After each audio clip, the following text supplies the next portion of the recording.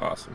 So with that out of the way, let's talk melee. So you've been playing well from the sounds of it, and based on the numbers, I would agree. So, also, yeah, I usually when somebody asks like, "Am I playing like an asshole?" It's usually not because they're not winning, or not doing well. So fair enough. So let's talk. So what did you want to go over today? What are your I think thoughts? I think there are two things that I've really been looking at that have been helping my play dramatically. One is playing faster, not necessarily like I'm just going to throw myself at you and, you know, get myself pivot grabbed or like reversaled, but more like I'm going to make adjustments to my game at a faster rate so that you probably don't know what's coming, but I have an idea about it. I was practicing that earlier today. I was playing with Airy. I Mm-hmm. asked Airy to play Fox, and Airy has very good fundamentals, so it ended up being really good because, even if she didn't know all the Fox stuff, it was still a good experience just off that. And I was just working on like, okay, I saw you side B, you did this like arc in the air, and so I think you're gonna be here. I can catch it. You've been doing this thing, trying to avoid getting back aired, so I'm gonna do this, and like just making little quick adjustments like that. So that's number one. And then two is we had that conversation quite a while ago now about like going up to your opponent when you're in advantage and being close to them. And I had been struggling with that because I was like, oh, I just want to wait. But one of the things that I had discovered while just like playing and I thought about a lot was if I get closer to my opponent, I kind of gain the luxury of being able to wait. I talked to Monk about it and I was like, yeah, I get like the luxury of being able to wait because then I'm already close to them and I can just kind of react to what they do, assuming that it's something that can be reacted to, which like a lot of the times if I'm in the situation like where I can wait, it is something that I can react to, or at least I'll like have an idea about it. Um, like for instance, sometimes like if I see like if I do like two wave shines and then like I up smash like Peach or something like that, Mm-hmm. I just go and I just try to fill the spot where she can land, and I'm like, okay, are you gonna try to reversal me? In which case I can just like hit you. Does it look like you're trying to like go off stage where I can like, grab ledge and we try to get an edge guard situation there? Basically, just not putting myself out of position so that I can have the luxury of, like I said, waiting and figuring stuff out. Because if I just throw myself at you and let's say you just drift off, well then now I just overextended and there's nothing there. There's nothing for me. Yeah. Same thing if I back up too far and you just land back on stage or grab ledge or whatever, there's nothing I can do because I was out of position again. Yeah, so like here's like a fun hypothetical that I like to use to kind of like tackle or like intuit some of the things you were talking about. So if I'm fighting Jigglypuff here, and like I finished my combo, she's been knocked over, she's gonna go in the corner. If I like back up to here, I'm not really like exerting any threat on her. There's nothing that she need. There's nothing about this position, this distance, where she needs to really be afraid of anything that I'm doing or could do, because I've simply given her too much room. Whereas if I'm like here, well, now we're cooking. Like, I've got this. Like I've got this shit. I've got this. I've got this. You know what I mean? Like, I've got like a lot of things that I can work with that are things that she potentially has to like worry about. So like this dash dance beat suddenly is like way more impactful because there's actually like some threat attached to it. I think that like the idea of us, I think a big thing with this game, and like it sounds like you're tapping into it. It's something that I talked about with another learner the other day, but it's the idea that like we have to play like ideally in advantage states we want to be playing in a way where we're like checking the opponent if they do nothing, Hmm. like as part of like as an important part of our mix up. So like you might be so like what does it mean to so when I say we have to check the opponent even if they do nothing, what comes to mind for you with that? That's really funny because I was thinking about this earlier. I was playing Lime today, who plays Marth, and I was like, I started looking at my positioning, and I was like, okay, I need a way to where Lime doesn't think he can just dash dance in corner, and like, it's just okay to do that because that can just happen forever, and like, you know, that's not getting me anywhere. So I was like, all right, what are my options to stop that? Well, I was like, I can laser, which puts on damage from like a safe distance. If I feel that he's gonna try to reversal me, I can like take center stage and dash dance and like inch closer to where now I'm like trying to force you to do something before I get too close where like then you just can't react to what I do and I can just like run up and shine you or grab you or whatever. I can keep pushing you further until I see that you've given me the entire stage, and then I can just like nair in the corner and like, you know, if you up tilt that, like that's fine, but I'm still giving myself like an opportunity to hit you and like putting you in a bad situation. Yeah. So yeah, I think that like all those are like the three different ways that I usually try to keep my opponent from, like you said, just like not doing anything. I'm trying to put pressure on you. If that's laser damage, if it's putting pressure on you by taking up space with dash dance, like feigning an attack, whatever. So these are all like things that would like count as like covering the opponent and doing nothing, but they're not quite exactly what I'm looking for. But they all like kind of like get close.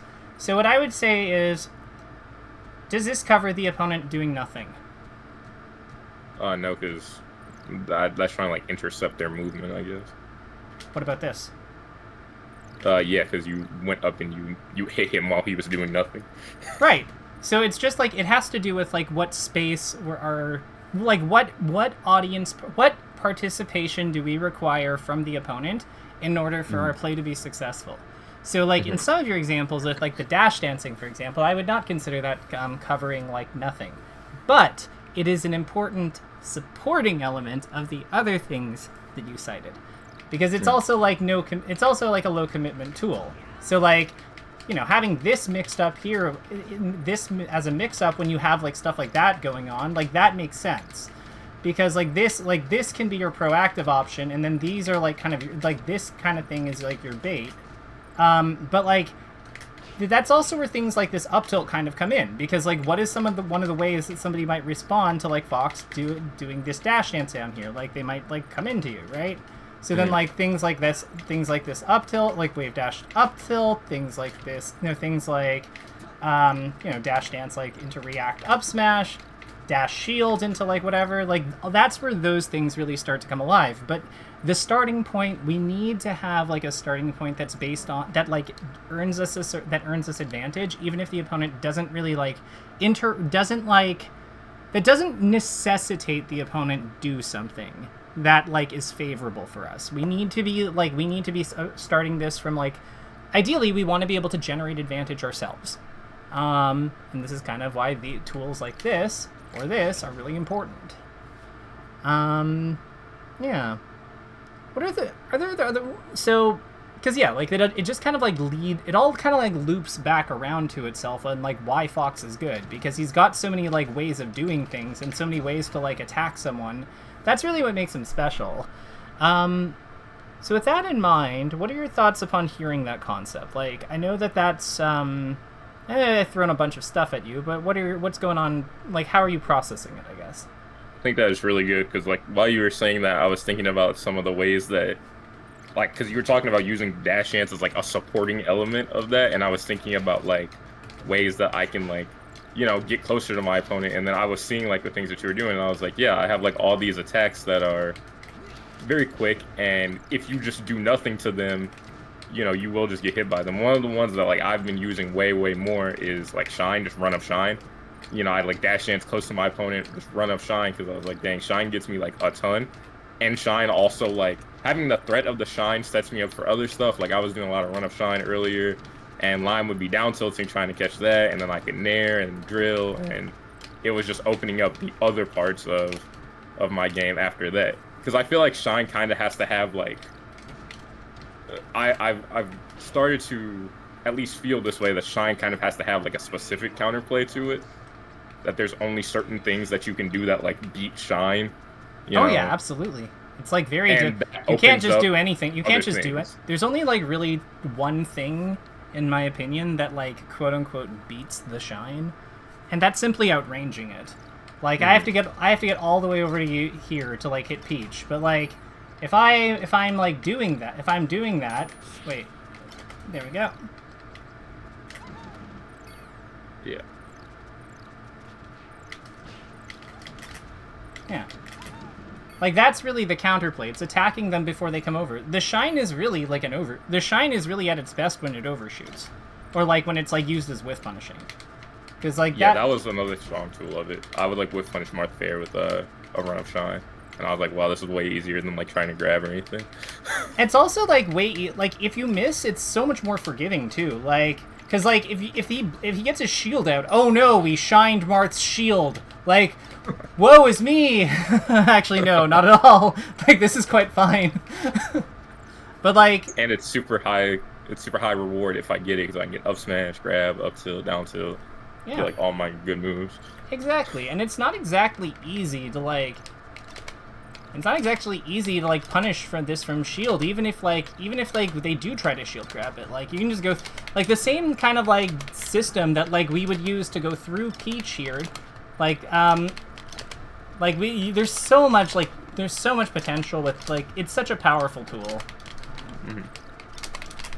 Like, whee! Yeah, I'm messing that up because I don't play this character, but... You see I used to be able to do that, but you see what I'm doing, right? Like, it's just, like, the same reaction point that we're using for, like when we wave shine through someone, because you can't, like, hit confirm shines. Nobody is that good. But, like, the same hit, like, reaction point we're using for the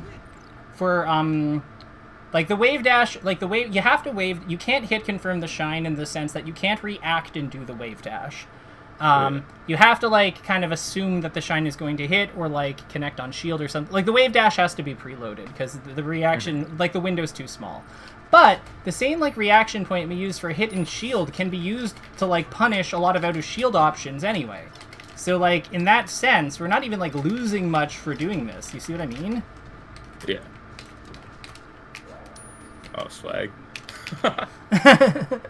I used to play this character, like every now and then. But yeah, it's I think that, like, expanding on those elements of your play, I think is probably a direction that makes a lot of sense. Another one that I'm curious to what your thoughts are on. What do you think about Fox's full hop there? Like, how have you been finding that particular part of this kit?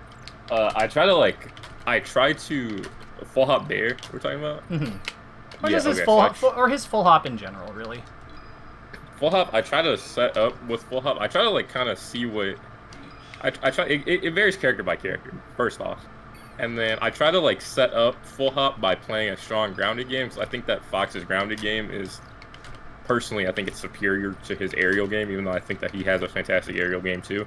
I think that it's just he's a little bit more exploitable in the air. So I try to start off, like, you know, using my grounded game to, like, force people to want to, like, shield or dash back and stuff like that, and to try to get away from Fox, so that then I can open up the aerials, you know. It's like a lot of times, like, if I'm playing against, like, Sheik, I'll do a lot of, like, grounded stuff because I'm not trying to get, like, shield grabbed or F tilted, and I'll just, like, dash dance around, like, try to hit them with shine, you know, overshoot, grab, just little stuff like that, so that they, you know, then they're like, okay, so he's doing a lot of grounded stuff. They start expecting that, and then I can incorporate the full hop in, and then now I have these two things that we have to contend with. Sometimes I get caught up too much in one or the other, which is a problem. I try to adjust based on my opponent, but I try to use one to, like, open up into the other one, if that makes any sense. No, that makes perfect sense. That's, like, how they're really good. That's how, like, the super good Foxes do it. Like, that's how Cody does it. Yeah, so, like, this is good. So, okay, so what are your thoughts on how do we go from here? Because, like, I want to make sure we're using this time productively. What are your thoughts on how we can, what's an area of your play that you want to see, like, do you want to keep working on, like, enhancing these strengths? Is there a part of your play that you want to see improved? Like, what are you looking for at this point? Because it sounds like everything's going well, and we've got, like, things that you could potentially work. Like, it sounds like your understanding of these things is like strengthening. This is good, but, like, what are your thoughts on how we push this? Like, what seems good to you? Oh, I'd like to, if we could, do VOD review with you. I think that would be fantastic. Sure. Do you have some matches for me? Yeah, I got tons of matches, tons of different characters. You know, if you have anything that you prefer, I have some things that, like, I like to look at. I don't really think there's, like, are there any matchups that you're like... So I'd avoid... I think that unless you want to do a deep dive into ICs, I'd avoid this. I'd avoid like the games with Swebby. I only have the one game with Swebby, and I wouldn't like. There's nothing. There's nothing really to look at. Yeah. there, So I'd like, say. yeah. So like, it's just because that's just like matchup experience plus getting skill gapped. Like that's whatever. Yeah. So like I think we're in agreement there. So aside from that, no, just like send me something through that you think will be interesting or worth digging into. Okay, yeah, what do I think? I'm trying to think. Is there like a game where I felt like I performed like really well, or a game where like I just got like bodied and I was like, oh, what happened? Here, I think these look good. I have tapes of me and Matt playing. Okay.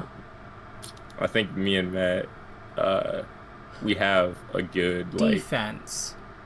Something that just clicked actually. You sometimes have problems with defense.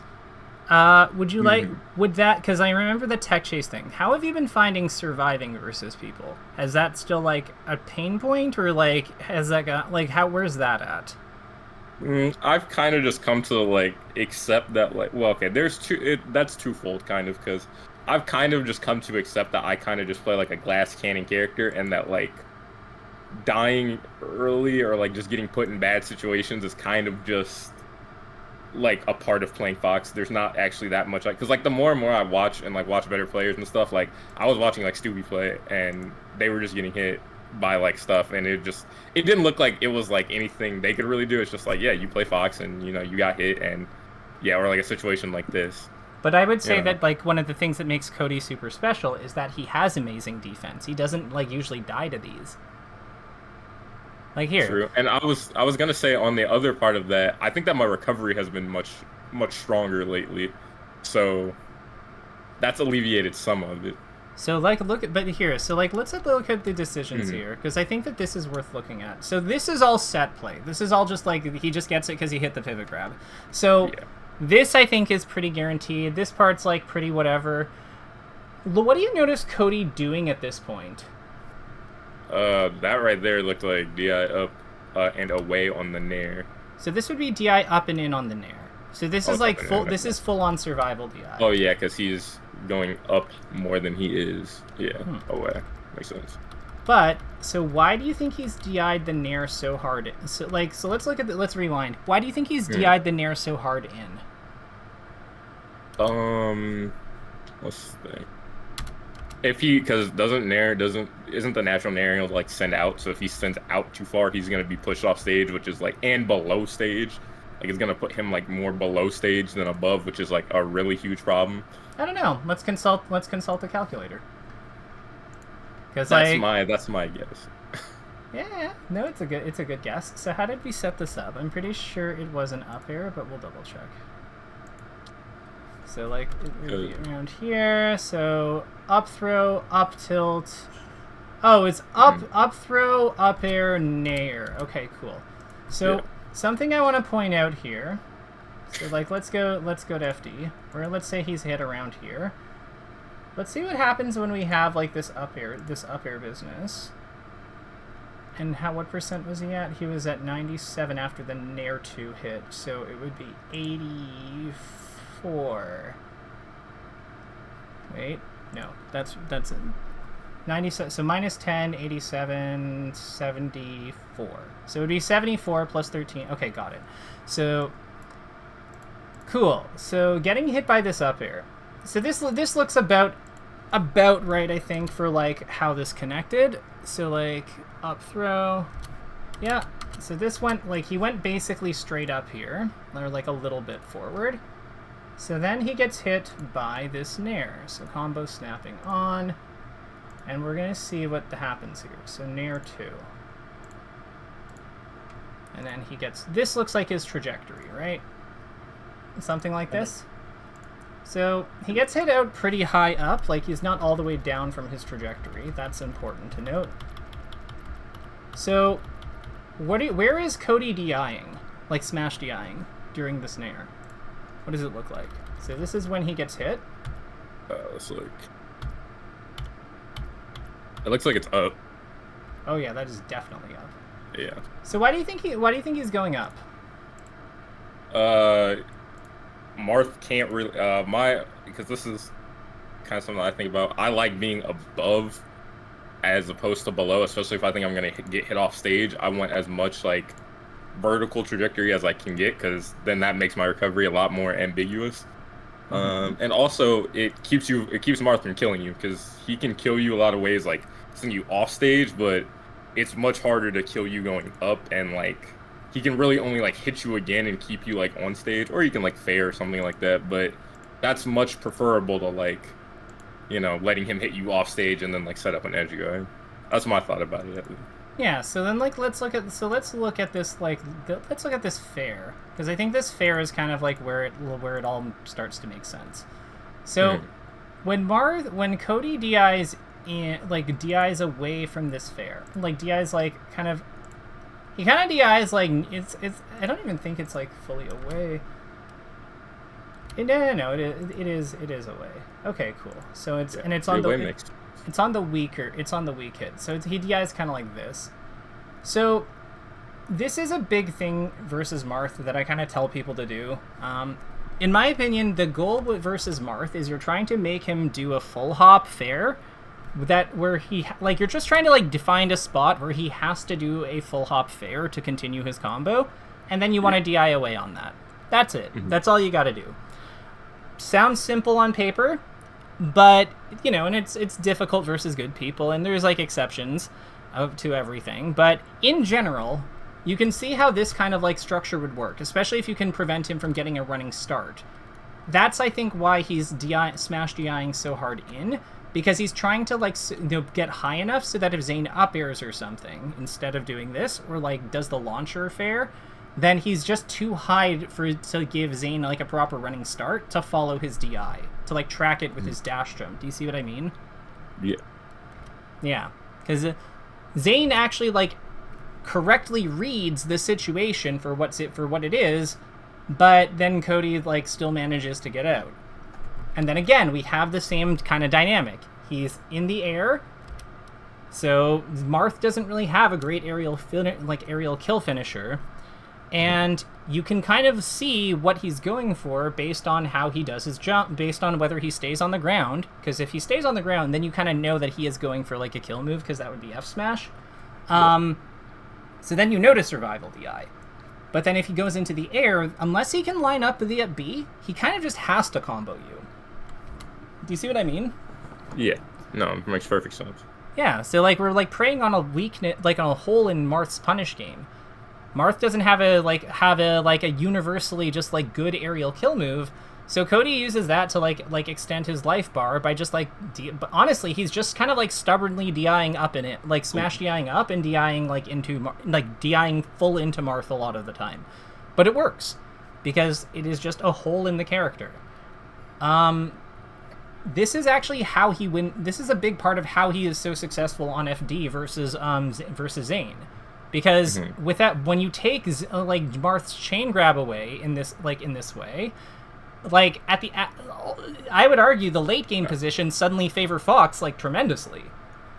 Because it's just. I think so too.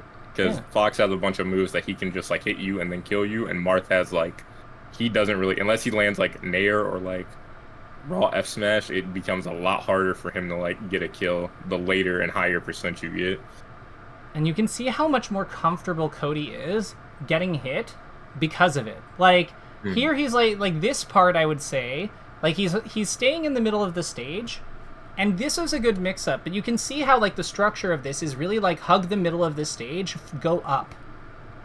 Like, at some point, like hug the middle of the stage at some point, like you can kind of fuck around with like left and right as like for the first part of it, but you just never give Marth like a running forward air. Like, yeah, this is all just going to be, and then, yeah, the instant that he has to go for a fair, just DI away, and, yeah, I mean, like, Marth might still get you, like, he's going to get the kill here, but you can see how much harder that was compared to, like, you know, what he might do just to, letting him do, like, a forward air and a down air, just, like, an up tilt and down air, like, anything free like that. Or a soft fair tipper F smash, yeah, like, the works, you know, like, we all know what they are, but... Like, yeah, I'm pretty sure he survives this one too. And you can see like how that height gain like makes it so awkward. right? Because then it's like Zane has to like hit him away at that like sharp, like at that DI. He even did the nair there, which should be good against that, but like it didn't like he was able to recover out of it. Because like, see what I mean? Yeah. Because like Zane has to cover so much distance to get to like where Cody is, so that Cody has time to like line up his illusion while Zane's still getting set up, and Zane doesn't get like the perfect down tilt as a result of it, and yeah, that's enough. So he's creating, like, I think that, like, knowing when to DI away is a big thing. But yeah, it's like, it'll save your life. I have not gotten good enough to know, like, all of the time to DI. Most of what I try to do is to just try to keep to the center of the stage. How would I describe what I try to do? In fact, well, I don't have to describe it. We can look at it. Yeah. Yeah, send the VODs over. I just wanted to show you this match, so you can kind of see just what kind of compounding effect that like being like that like good defense has, even on a character's best stage against us. Like, it's sometimes like, yeah, like he's like, the thing is, I don't even think that if I'm Cody, I'm not actually worried that I got grabbed here. Like, it's annoying, but like it's unlikely to like end me. So, yeah, I'm just like, okay, the game is going to go on. I really like that. Yeah, that would be sick, because I kind of didn't like playing this specific matchup on this stage. I kind of get like annoyed, so I'd be like, dang, like I'm like losing bad, because like it's hard to keep up with that type of punish, and I'd be like, oh, I got to figure something out. But yeah, like knowing that there's like this many different ways and counterplays is like, yeah, that's really good. Because I never felt like I would be like getting like just like demolished, like super like outplayed on this stage, and it was like, this is just an impossible matchup. I'd just be like, dang, like he grabbed me and did like 1,000,000% killed me, and that's like annoying. But I always knew there was like a way that like I could be better, and I was like, once I figured that way out, like this is gonna become a lot more manageable. Well, something that I've talked with Cody about that he's that I agree that I think he actually won me over on, because we had a discussion once about like what's the most meaningful thing you can do as like a player to like improve, and kind of like I said, like, you know, you want to get your punish game down, you want to make sure you control your character. He's like, yeah, but that's like a given for all of us, like, you know that, and I'm like, that's true. So I'm like, okay, Mr. Smarty Pants. So what? Oh my God. Yeah, he wins that one. Crazy, right? That was awesome. Yeah.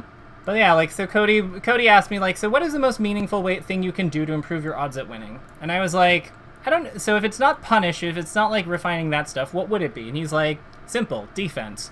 Because he's like, the most meaningful thing you can do is extend your health bar by an extra hit.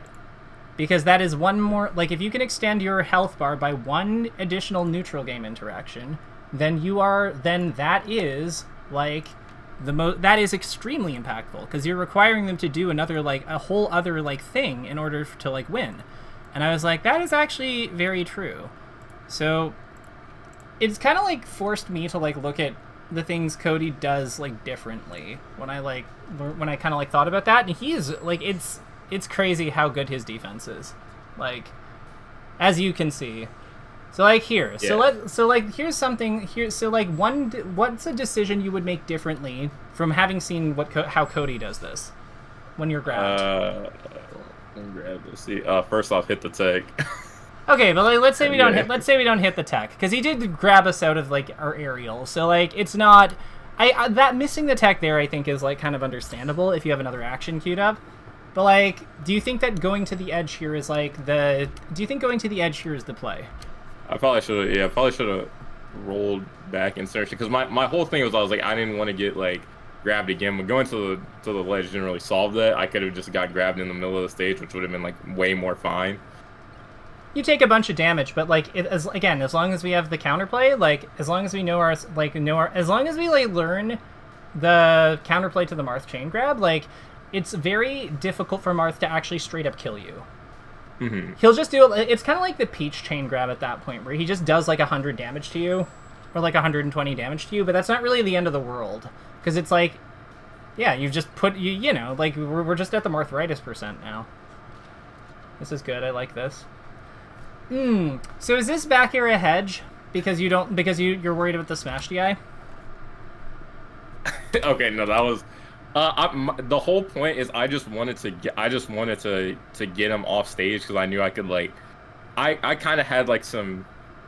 This was like just from like playing. I kind of had like some ideas in my head about like some reads I could make where like I was like, okay, maybe if he goes out too far, I can like pressure him to like Dancing Blade and get a shine or something like that. Because sometimes when I do that, like Lime, he'll try to like go out so that I don't.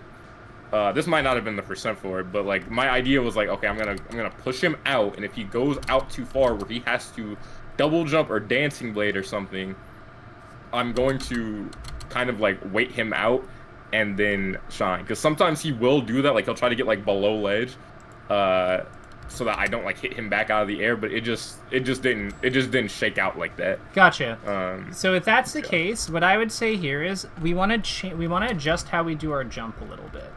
So like so you see how you're dash jumping, like you're dash jumping here, which is good. But like what I want to do here is I want to backflip. I want to backflip in place.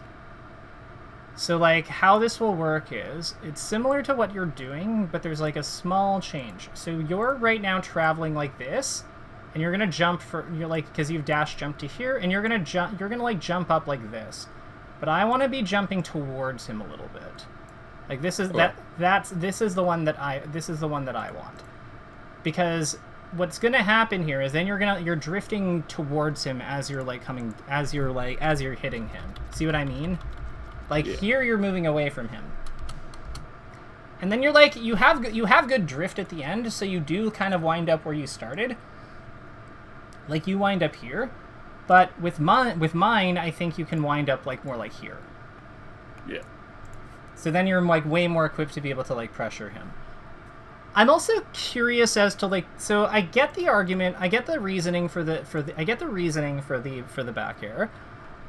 I guess my one question would be, do you think that you are more likely to get like a big conversion off Marth, just like not Lime specifically, but just like Marth, with Marth above you, or with Marth like recovering, like off to the side? I was going for I was going for a kill, because I was like, I had seen this before, so I was like, if I just land that shine, I just straight up get a kill. So I was not really like thinking about like I'm going to do damage. I was just like, I'm just gonna try to outright kill you. If I like conversion wise, absolutely above me, because then I get like up air for like a million years, and he can't. I understand like kind of about how to do that. That was a misplaced shorten. I kind of understand like about how to like try to catch Marth off of off of like grab, or not off of grab, off of up smash. Like if he tries to land on me, like I can like try to space myself and get like an up smash, or like get like a shine or something like that. I mean, you can also there's lots of ways that you can look for like, so here's the thing, there's lots of ways you can look. So the way I look at this situation, we'll go back to it actually, because this is a good one to dig into. So it's like, it's this combo situation coming up. Okay, this. Yeah. So here's what I'm thinking. If we up throw up air him, right? And we actually connect the up air.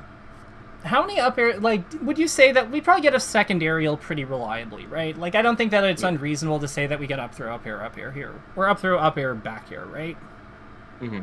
Okay.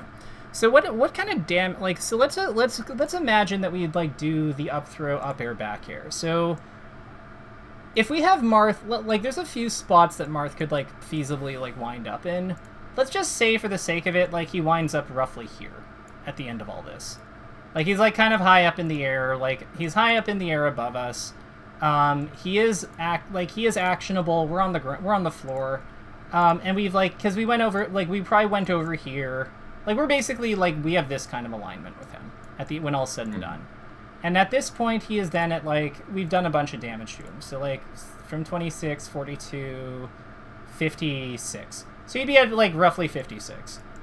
So, do you think we can kill him from this position? Like, if we just... Do you think that this is a position we can work with and generate a kill out of a lot of the time? That's an interesting question. Yeah. I don't know. Like I want to say it depends. Like I guess this is like the thing about melee where everything is the answer to everything is just it depends. Because I'm thinking to myself, yeah, like if I back air him and he like if I wait and he does like a bad fair and I just back air him off stage, well then yeah, I can get an edge guard and kill him.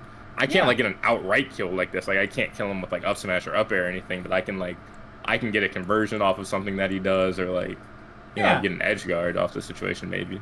Yeah, I would agree with that. So my question here would be, isn't this kind of the same thing that we're doing with that up throw back air, but now we have like the advantage of also doing this extra 30 damage to him? Mm-hmm.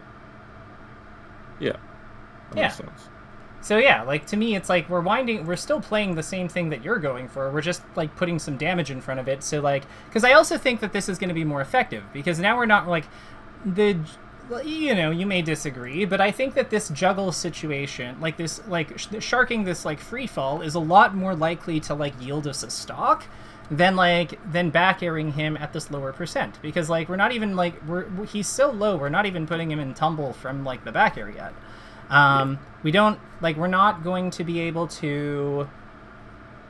If he DIs the back air, it's very unlikely that we're going to be able to like connect the shine on him if he defends effectively, because he's going to be actionable, and he's also going to be able to like DI fairly low, which is what he like, because he DIs down and away, which is why like he goes like way all the way over here and then just drifts in.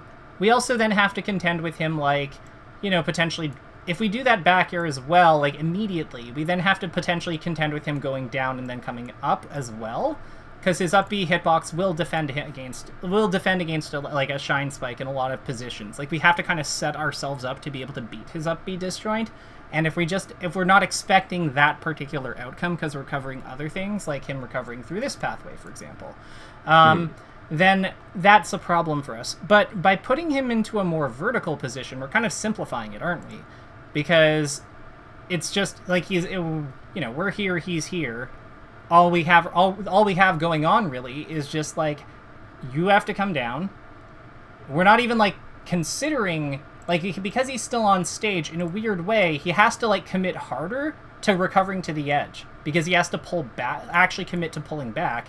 Whereas, so no, in a way, it's like, it's actually like more dangerous for him to go to the edge now because he actually has to like play for that. It's not something that's kind of like pre-chosen for him. Yeah. What do you think about does all this make sense, or what do you think about like this kind of concept of like I think it absolutely made sense. Okay. Because like that is, that is like usually I would go for the up throw up air. I was just you had to read on it. I had like an idea. Yeah, I had like an idea in my head, and it didn't work out. So I think later I even go like you'll probably see it at some point where I absolutely just do go for the up throw up air, and I just take what I like know to get. To be clear, I think that absolutely made sense. Okay, to be clear, one thing I want to kind of mention as well. I'm not saying that your play was wrong, because if you have a read on your opponent and you get a kill on Marth at like 47, then like that is really, really good. Like, I'm not like, and I'm not going to discourage you from like from not trusting your reads. But what I will say is that like there's certain like, not every read is worth going for. I would say that one is still, in my opinion, like still worth considering, but like, I don't think I would do it personally, but I know that like there are people who would, like good people who would. Like I could totally see like, I could see Lucky do it. I could see Lucky or like Sunsei going for something like that, because they like to mix things up a little bit more than I do. But it's more to like just kind of like help you like understand what like the baseline, like where the baseline probably should be, so that you can be more effective in general. Because yeah, it's all about bringing your average up. So now let's talk about this one. So we have Marth at 104. We are with our fresh stock. This is actually like good. So like this is a spot. So where do you DI away from Marth? During like with what we've seen from like Cody, is it on, where do we DI away from Marth? And do you think that what do you think about this DI on the up air? So those are the two things I'm curious about. I think right here I should have just DI'd more up, because I gave him now like because he was moving the other way, so now he's giving himself that momentum that we talked about trying not to give Marth. Yeah, like because he gets a Yeah. dash jump. You see what? Yeah, exactly. So what would it, so basically knowing that he's coming at us to the right, where do you want like place Fox on the screen? Like I'll freeze it on. So this one I think is good. So knowing that where that this is where he's hitting us and he's traveling to the right, help me place Fox where we want Fox to DI to. I want Fox like I'm trying to go up. So like you see that blue strip right there? Yep. I want Fox, yeah, like up there, like up there somewhere. Where probably, yeah, probably like a little, like just a little further, because I Like see here? that he has like momentum to the right So like a little over bit. here. So I want to be Kind of maybe like not that far, just like a little bit left. Yeah, like right there, because I think I think that has the type of moment. I think that's gonna put him in a situation where I'm gonna be like very, very close to, like, basically straight above him, because I don't want him to be able to like jump and, you know, like we said, like not give him momentum. And I see he already has momentum to the right, so I'm gonna assume that he's gonna carry that momentum, and then like now he just has to like double jump and like up air me or something like that. You know what the Which is wonderful the goal that I want. Yeah, you know what the wonderful thing about Marth's up air is? Because it is a move that doesn't have a directional bias on it, you can kind of just like point at where you want to go and you'll probably get there. Like it takes some getting used to, and because of knockback stacking, this isn't exactly 1-to-1, but you can kind of just point to where you want to go and you'll wind up there. Yeah. Cuz like it's not like the Shine or something where there's like two sides. Like you can kind of just do this and it'll probably like roughly, like you can do this input and it'll probably work out fairly accurately to where you want to go. Fiddle around with it, but I would agree with this, because like what's going to happen here is Marth is going to finish his up air. He's going to like land here, and now he's in a pickle because he can't really do anything with this, because if he jumps up in place, like nothing is good. Everything sucks. One trick I would say to making this work though, watch for his double jump. So what I mean for that is, if you see Marth, like, come up, like... Because one of the things that he's going to do about this is, like, he's going to try to up B you sometimes. But that has a different motion than his other aerials. Because he has to, like, kind of line up so that he's, like, right next to you. Like, he has to go here, basically. See what I mean? Mm-hmm. So, like, it's really the like, where you switch the DIs happens here. When you see the double jump. Does that make sense? Yeah. So this is the reaction point. The other thing that you can use as a guide is the fact that he's jumped up this high and hasn't hit you yet. Yeah. Because he has the giant sword that can hit me from that point. Yeah. So it hasn't hit going up. Going up even at peak of jump. Even close to top of jump. And you can see how, like, this is why I think that, like, low-key, I think Marth is one of the most survivable characters. I think that, like, his strength of, like, having, like, insane, like, advantage state is actually really balanced overall. Because, like, yeah, it's, And like, that actually wasn't that bad after that. I just needed to react quicker. Yeah. No, like, this was not, like, you did, like, imagine if you DI'd away from this, right? Yeah. Like... Yeah, and even then, like, the recovery, if you had held towards the stage, like, sooner to get more drift so you don't go quite as far, yeah, you probably can just make it on stage at that point. You're not doing badly here, though. One thing I would comment is that you tunnel vision on, like, what the best hit is sometimes. I'm noticing, like, when he's at high percent, like, he was at 100 for a while, and you basically went for, like, 6 up smashes. Okay, not, like, that many, but, like, you did go for a bunch of them. So... Yeah, well, I probably could have just, like, shine and, like... Or grabbed him or whatever. Well, so let's actually think about let's actually put ourselves in Marth's shoes for a second. Let's, like, work with that, like, implicit threat idea. Like, so Marth, our up smash is a very fast, like, difficult to react to kill move that can kind of hit him once we're in, like, the unreactable zone, like our dash forward range. We can kind of just get him with it if he's not, like, prepared for it. You know what I mean? So, what are some things that Marth might do to defend himself against our up smash in that kind of range? Down tilt, shield. Yeah. So what's good against down tilt and shield? Is there things that maybe nair? Nair makes perfect. Are you kidding me? Like a delayed nair, like a late nair. A late nair makes perfect sense. Like full hop back I was air trying to makes. think of something that like beat both of those things. So I was gonna say grab, and I was like, wait, but grab loses to down tilt. And Yeah. I was like, let me think. Exactly. But like full hop back air makes a ton of sense too. I would say that like cross up drill. Like cross. Oh yeah, cross the drill, because then you can't shield grab the drill. And we don't really care if he back air. Like who gives a shit if he back airs at a shield? Fine, we take 10 damage. Like move on. We're moving on. Like. Okay. Let's talk about this spot. So this is good. This is good. Love this. So, what do you think we should be doing right now? So we just hit this weak back air up here. This is great. So, you know, when you slow it down like this, when you slow it down like this, it looks like I have like a ton of things I can do. You do. What it's just hard to recognize in the moment. Was to try to get like, I knew he was coming down with the forward air, so what I really wanted was like to CC like up smash it or something like that, or like CC.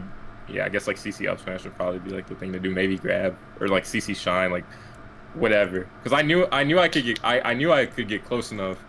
I think I like messed it up. You didn't fast fall. Oh, fast fall, yeah, excellent. Could have got to ground faster. Yeah, because you could be already landed. That said, that is a very minor thing. Like that, like it's a big thing, but like that's a very like good, yeah. It like definitely do that's it. big in motion. Like because like if I had fast fall right here, it just makes my like punish game like that much more explosive. Oh yeah, you're already on the ground. Like you would be on the ground when he's like here. And then I don't even have to like think about like CC or anything like that. I can just up air again. Let's for the sake of this though, like let's work with the situation we have, not the one that we wanted. So let's think about this. So you're convinced he's gonna come down with fair, right? Yeah. Why do we have to take the hit at all? Is there? I guess yeah. I guess I could like go. Can I go behind Marth before he can get there? Why not? Yeah. If we go here and full hop back here, or short hop, or like run cancel up tilt, like if we run over here and short hop or full hop back air, like rising back air, or run cancel into up tilt, like in this spot, like why wouldn't that work? That's actually sick. Yeah. Yeah. Because like if we put our like powerful disjointed moves like here, like absolutely that'll cover him. Heck, you could even like pivot up smash. Like there's a lot of things you could turn around shield, because like if he down airs or something, like if he sees you like behind him and he like back airs or down airs, his back air and down air are like way less safe on block. They're like negative like a lot. Because his down air is like, I think has 16 of L cancel, and his bear has like 13 or 12. It's some ridiculous number. No, let's look that up. Let's be precise. This is paid after all. God bless Monk. Yeah, so his back air L cancels for 12, and his down air L cancels for 16. I'm gonna be super unsafe. I need to punish the line way harder for doing that. Well, I mean, like, so to be fair, remember, this is still Marth. Like, he's still good. If he's in neutral, he still has, like, a lot of freedom to, like, create the, like, far shield pressure position because, like, of how much fucking range he's got. But this is not neutral. This is advantage state. We have already gotten rid of his jump. Like, we don't need, like, we have so much control right now. I think that's what made me even want to go for a back air in the first place, is because I saw that and I was like, okay, hold on. As soon as, like, if his jump is gone, he has no means of, like, if I get him off stage, he's just like, there's nothing he can do. That is correct. Oh, just up air him, dude. Like, I know, I should have just up aired. I think I was really just like, I don't know. I was really like set on like the back air is not wrong. Not like I wasn't set on like not up airing. I just like, I think I had it in my mind like, dude, I've been like I've done the up air so many times that like I was like, let me see if there's like, It's a friendly. I'm not gonna. because this is friendlies, right? Where I'm like, I'm not gonna. trying to see different stuff. I'm not gonna like. So to be clear, I just me going. So me saying up air there is not strictly correct because it is the escapable one. Like Moki would probably tell you to back air there. Joshman would probably tell you to. Actually, I don't know what Joshman would say because I feel like he is an up airer, but like he also does play it safe a lot. I don't know. I'm actually not sure what he'd say. Moki would definitely say like you should back air there a good amount of the time, because it is like the more reliable option. Up air wins the game if you get it, so like that's where I'm coming from. But like it's not like it's not a clear yes or no like it's not a clear like one option is strictly better than the other kind of dealio, unless you can up air, hit the second hit up air only, which is very difficult, and like let's not get into that let's not get into that like can of worms. If you can do it, great. If you can't, then welcome to the rest of us. But the point is that like the big thing that I see with your play is that you have like it's really just like cleaning up the efficiency in a few like key spots. I think like when you're coming down from your up airs when you're doing your juggles, I think that you don't really fast fall those either in a lot of spots. Yeah, but that speeds you up a ton. I'm not even kidding. It's like the time saved doing that fast fall versus not is like astronomical. And then the other thing I would say is like you can see how much like Fox can like push for better positions versus people. Like you're saying like tank the fair, but like from my perspective, I'm like, why even like get hit at all? And I think that is an important concept in general. I think that is something that I would really strongly encourage you to think about, because a lot of characters in this game are much stronger on one side. Like think about Jigglypuff. Like Jigglypuff is so much better behind her than she is in front. Marth is the opposite. Sheik is kind of good on both ways, but like even Fox, like how I say all the time, like it's probably preferable that I be faced away from my opponent sometimes, especially like in the air. If you're walling with Fox, like if you've already won neutral and you're like got them boxed in, I would agree. If you're still in neutral and you're still fighting, I would say you actually want to be facing forward with Fox generally. Yeah, that's what I'm saying. The scenario like depends. Yeah, but no, that's good. Like, and same thing with Falco. Like, if he's already won the exchange, then like, you know, his wall.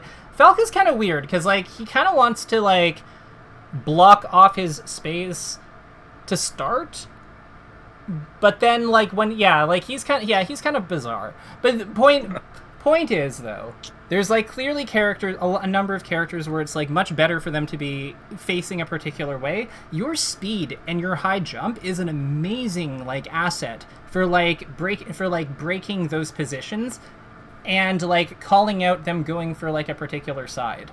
Like it's how people get a lot of like kills versus characters like Marth. Honestly, like things like cross-up drill, like I think that like because that's the other part. Like it's consolidating your like finding plays that cover multiple plays at once that the opponent is likely to do. So like the example that the big example here I think is like, so Marth is fighting us where he's at kill percent. He knows to look out for the up smash. So like what can we do that is like reasonably likely to lead into up smash or like a similarly high quality kill, but also checks him for doing some of like the basic countermeasures he might take for say like just hard read up smash. Well, drill makes a ton of sense here because cross-up drill is fantastic into his shield. It's great into his dash back because we're going past like where he is currently like situated, and it's great against his down tilt. So the three things he is very likely to do, like dash away a bit, block, down tilt early. This is a fantastic play against all three of them. This is also why, like, you know, full hop back, like flyby full hop back here is something that we kind of talked about, or like naring. Like I think you suggested nair. Nair is a fantastic option here. Just make sure it's safe on shield and you're good. Because also by delaying it, you're also going to have like a better follow through to connect, like potentially connect to like up air or like another aerial to like kill him, like, and all that took was just a little bit of like thinking. Like weak hit nair is a really common one at high percents, like full hop weak hit nair, where you just kind of like nick them. Yeah, like that's often used in these high percent situations for that kind of reason. So it's, I think, building an awareness. I don't know how we do this, but I think that like building an awareness of like what things can check multiple things would be really is kind of how you push this like further, because you're clearly aware of like what things people might go for, but we need to start like organizing. We need to start like kind of like organizing more effectively, so that we don't need to like, we don't want to pick like an individual. We don't want to be beating things with like individual counters. That's inefficient. Yeah. That's low tier shit. We're better than that. But that's for when you play Roy, not Fox. I think even Roy, honestly, even Roy is like kind of like with his ground game elements still do a lot of this, because that's like the one part of him that's like super good. But yeah. Oh yeah, with like down tilt and stuff. Yeah, I absolutely agree now that you say it. Yeah. I think one way to do that is I just gotta VOD review more. I've been in the lab with VOD review super hard on my own lately, which I think has been contributing to this, and it makes me like, it's kind of made me think about stuff in different ways, because like I have a lot more experience. Like I was talking with Broly about this, and I was like, I think I was going through like a streak of losing, and I would be frustrated because like technically speaking I would know what to do, but like the lack of experience started catching up with like my actual ability to play. It was like a weird time, because I think I was like understanding more than like I reasonably should have. So then I'd be like, dude, I don't know, like why should I lose this? Like I know how to beat this. It just like my brain hadn't fully clicked in yet, where it was like, you've seen this enough times to know what to do. But now now that I've seen so much more, and like I've looked at so many more VODs and like actually studied how I've been playing, I think it's been able to be like a smoother transition. Yeah, because I'd just be losing and I'd have no clue why. Like I'd legitimately have no clue. I'd be like, oh, I just like, I don't know. I love it. Which is weird. So like let's summarize it. And what you're saying makes sense. Like I think that like sometimes our head is better than our hands, and sometimes our hands are better than our head. And like when there's a significant disparity between the two, like I think it's like easy to get frustrated, because we don't really know. Like if our hands are better than our head, then we kind of feel lost. But if our head is better than our hands, then we feel like we're getting kind of like cheated or robbed. And it's like whichever one is out of alignment, we have to like bring the other one up to speed. Yeah, like that's really the only solution here. So good on you for like spotting, for being attuned to that. And the only thing I'd comment is like be prepared for that to like change as you as you invest in a particular skill, whether it's like reviewing and understanding the game more versus like practical practice. Like just be prepared for like whichever you're putting more of your focus to like eventually need to like switch that up again. Do you think that there's like, oh, I'm sorry to interrupt you. No, that was it. It's just basically be prepared to change how you're doing it to rebalance when one's kind of set of skills overtakes the other. I was just gonna ask, do you think that there's like a specific like path that like it's good for, not like for all players to specialize in, but like you think that it's good to kind of specialize in a couple of things? Because like for basketball, right? It's great to be able to do everything, but you can't be equally as good at all things. Like everybody has a thing that they are, or a certain set of things that they are better than. There's never been a player who is just like S ranks across the board everywhere. That just doesn't exist. Yeah, so do you think that like you absolutely should specialize? So yeah, so where do you think are like the skill trees? Because like, you know, in basketball you'd be like, oh, are you a pass first point guard? Are you like, are you more of a combo guard? Do you score first? Are you good at driving? Are you good at, you know, shooting jump shots? Like, how do you find that in Melee too? So I would say that you have players who are. So I would say that you kind of have like. Ooh, I haven't thought about this in a long time. Give me a moment. That's fine. So you have players who are good on the basis of how they deal with the human side of the game, and then you have players who are good who on the basis of like how they deal with the game's rules. And then you have players who have specialty skills. So like this would be like an incredible amount of technical prowess or something like that. Wizzy's reaction time or Hax's Hax's APM would be good examples. So how I would kind of organize it is, I don't think that any one branch is strictly speaking better than the others, but I will say that like the human elements of the game are very underrated and underappreciated. Yeah.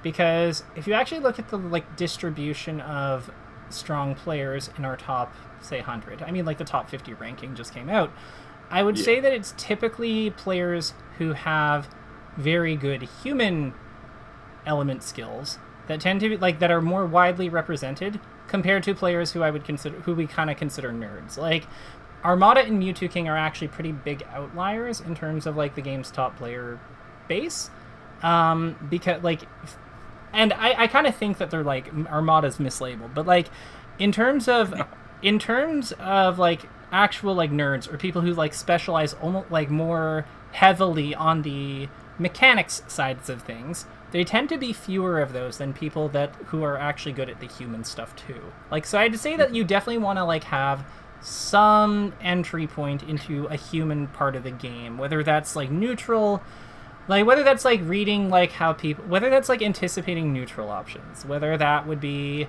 looking at how somebody reacts to pressure, either in a minor advantage state or like a heavy disadvantage, like you having minor advantage or like major advantage over them.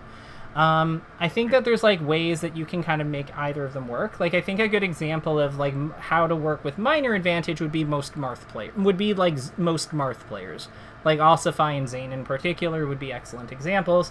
Because they can really work. PPMD's Marth is the classic one, but like how do you work with like a little bit of advantage and kind of like snowball off that? Like that's kind of like the answer. Like that's kind of what that looks like. So it's like you have a bit of a neutral footing, you have a bit of a positional advantage, and how do we like build, like how do we like anticipate how the opponent responds to that and like build that into more? That's actually something I was very good at. So in addition to that, then you have like major advantage. So this would deal more with the punishment side as opposed to the neutral side.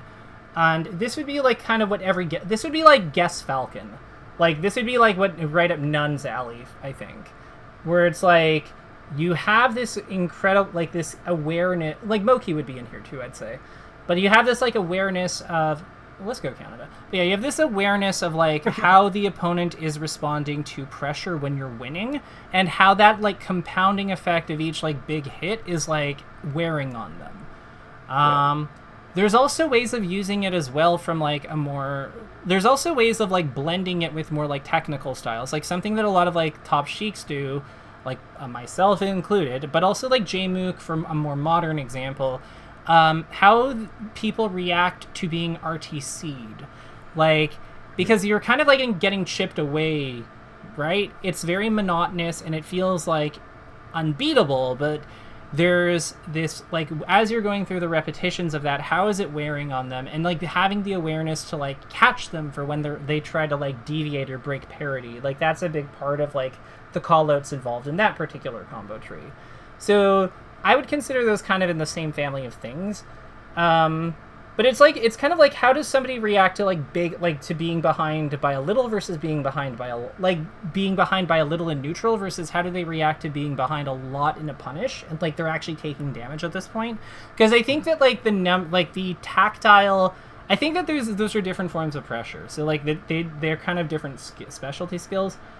The other one I'd say is just